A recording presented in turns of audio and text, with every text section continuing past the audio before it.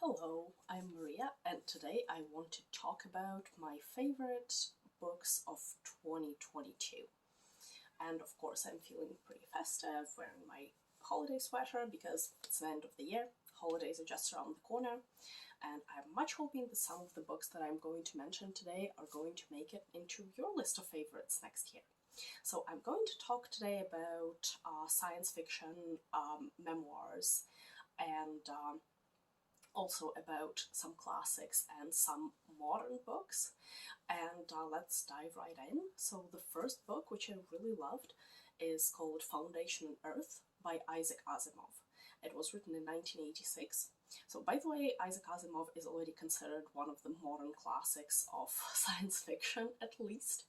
And if you're a fan of Asimov, you will know that this book is the last in the series of all the prequels and sequels of the Foundation series. But if you're not familiar with the Foundation's trilogy and prequels and sequels, this book is totally self-contained. So what we're going to have there is we are 20,000 years into the future. The Earth was badly damaged. How and why it was damaged, you're going to find out in the book. And the humanity lives on like myriad of different planets, like there are hundreds of worlds, and they're trying to keep peace the best that they can, but there's still political conflicts. There are two parties which are in conflict between each other, but this conflict is very subtle, and the main characters are going to solve this conflict, and they're going to try to find where Earth is and why it is damaged. And the ending, I'm pretty sure, will surprise you because I don't know. As for myself, I wasn't expecting this type of ending, and it almost seems like Asimov wanted us to think ahead about our own ending that we'll make. But anyways, if you read it, you'll see what I mean. So very amazing book, lots of humor, lots of intricate jokes there. I'm pretty sure a lot of you will like it.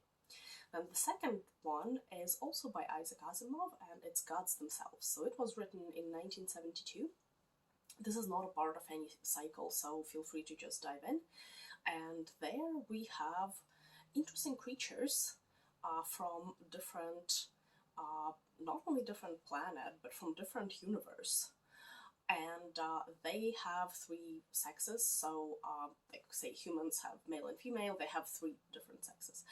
And what it means for their life, what it means for their relationships between each other, this you're going to find out in the book.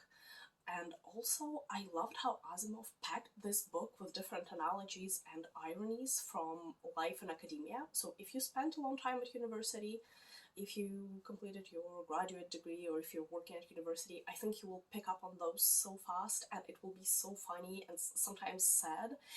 If you haven't spent much time at university, or if you are like a student and you haven't been to university yet, no worries, you'll still find it funny because Asimov has this way of writing where, it's kind of multi-layered. So if it associates with something in your life, you'll get it, but if it's not, it's still funny, it's still very engaging. So yeah.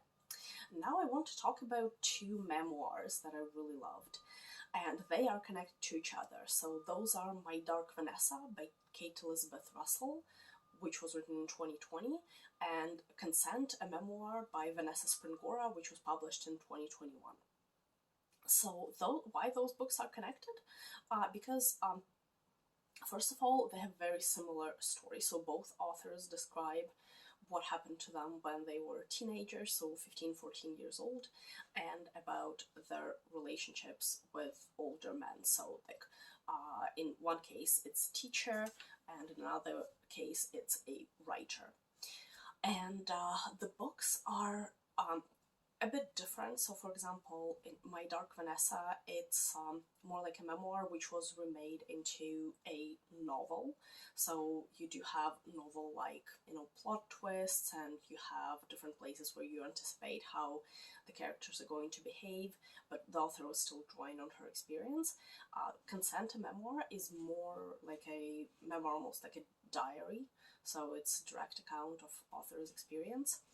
And they are quite different. So I would say that from like in terms of format, but they're very similar in terms of showing all the feelings and thoughts that main characters have, and also how this experience that was happening to them when they were younger is still haunting them when they are adults, when they're 20, 30, and possibly like even older. So I would definitely recommend reading it as long as you're not finding those topics triggering. So if it's a trigger for you, then obviously don't read that. But yeah, very engaging, but very sad read. So this is not a light read. For example, I couldn't read it for like lengthy periods of time because, you know, it really gets to you, but definitely great reads that I thought would be on my best list. And then the next few books which I'm going to talk about are actually classics. So Martin Eden by Jack London. It was written in 1909, and this book, I would say, is mixing so many different emotions and so many different topics that I don't even know where to begin describing that. So like plain and simple, what we have there is we have a guy who has been working on a cruise ship, and he is not very educated, he's a bit rude, but he has this very good sense of, you know, like social behavior, so he knows, like in general, you know, when to keep his mouth shut, like when to talk, but you know, he is not very educated at the beginning of the book. And what happens to him is that he saves a life of a guy who is rich and educated. This is, by the way, not a spoiler. This is written in most of the like book descriptions. And then his life changes because they become friends with this guy, and Martin starts educating himself. He meets a lady. There will be a little bit of romance in this book. So, like I said, lots of genres, lots of adventures are mixed in. And then, at one point in the book, Martin Eden, the main character, will be faced with a difficult decision of where to take his life. Like, where is he going to develop further? And the ending is very controversial. His decision is very controversial. I find that anywhere where books are being discussed, there are lots of debates.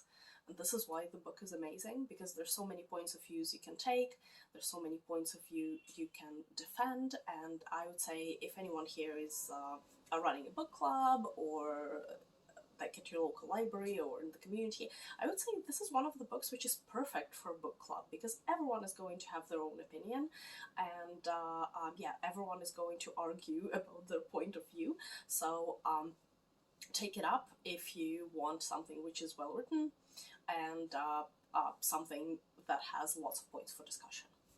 And then another classic which I really loved is The Woman in White, which was written in 1859 by Wilkie Collins. And Wilkie Collins is actually considered one of the almost like fathers of this genre where we have unreliable narrators. So the novel itself has a pretty simple premise. We have an art teacher who travels to London, and he meets a woman in white, and allegedly we're made to believe that she escaped from a mental institution. And then this art teacher gets into all sorts of adventures, which he describes, and the novel is written from the point of view of different characters. So first we listen to the story from the point of view of the art teacher, then we'll listen to the point of view of his friend and student, and we don't know which of those narrators is actually reliable. So after, like of course, there have been similar novels before Wilkie Collins and after, and this novel is just considered one of the examples of a novel where we are not sure which narrator is reliable. So I really liked it because it's very atmospheric. So I was reading it in November a little bit into December, and this is the perfect book to transition from fall to winter, because a bulk of action is happening in November and then in December. And the book is pretty lengthy, but you don't really feel it because Wilkie Collins is, his language is so easy to digest, and this is another another part of why I liked it. It was really well written. Yeah, and then the rest of the books are actually modern books, so written in 2000s and after. So What Alice Forgot by Liane Moriarty, that was written in 2009. And this book was very positive. I was reading it in the summer. It was such a light-hearted read. Exactly what you need in the summer. We have the main character there, Alice, wakes up, like she faints, and then she wakes up and she thinks that she's 29, but then when she's taken to the hospital, she's slowly starting to recall that she's actually 39, and she can't remember the last 10 years of her life, and in those last years, a lot of things changed in her life. And how things changed, how she's going to rediscover and like remember her life, get her memories back, this is what the book is about. Don't worry, it's not one of those books where it's just like unicorns and rainbows everywhere. There is a conflict, there is a bit of sad parts, but if you want a book where you have almost like insurance that, you know, things will be fine, this is the book. It's not really even a spoiler because, you know, in this book, I'm sure when you will pick it up, you will more or less see where it's going, but I think this is like the plus of this book. It's not difficult. Like if you, for example, had this episode of, you know, where you couldn't read because you were not in the mood to read, this is the book to pick up to get your reading habit on track. And then another one is The Housekeeper and the Professor. It's by Yoko Ogawa. It was translated by Snyder in 2003. And the book is, as well, pretty easy to read. It's not a lengthy book. I think if you want something which is light, positive, and not too long, please take it up. So we have a professor who has been in a horrible accident, and he had a very bad head injury, and now he only can remember the last 80 minutes of his life. How medically accurate that is, please, like, don't ask. That may not be like completely medically correct, but there's certainly similar conditions where sometimes after head injury, people lose the ability to like remember things that are happening to them on a daily basis. Yeah, so this peculiarity of his mind leads into some comical situations, some sad situations, and he has a housekeeper. Who is a young lady who works in this cleaning agency for the last, I believe, was it 10 years, and she has a 10-year-old son. Also, her situation is pretty interesting to read. Like, the author really unravels the adventures of this housekeeper really nicely.